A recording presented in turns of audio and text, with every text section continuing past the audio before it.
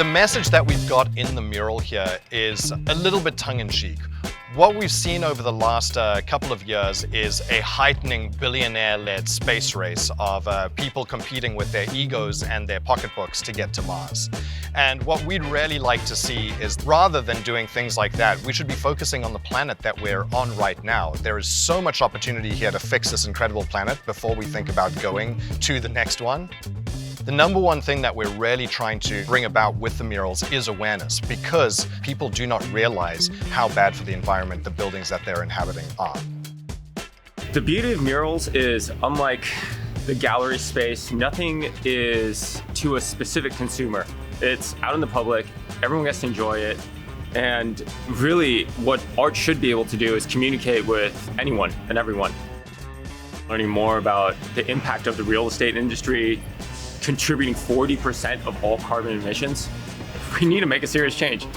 The approach and consciousness that I think all of us need to take is our own personal consumption in the world we live in the spaces we live in, and the spaces we inhabit, which is something that we have full control over. We have access to everything that we want.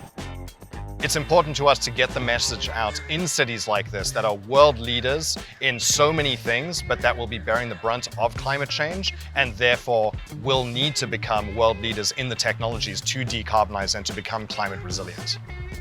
With this piece, I think the initial idea was to capture this thing that's to be desired. And for us, a lot of what is to be desired is a world where we could survive and sustainably live it. So this man standing on a different planet where we have all these high hopes and almost like these romantic notions of going to space, but the reality is we live in a very beautiful planet. We think it's critically important to be investing in technology that moves all the way through the asset life cycle of a building. Everything from the raw materials going into buildings, to the construction phase of those buildings, to the operating phase of those buildings, all the way through to the end of life and what we do with buildings when we tear them down.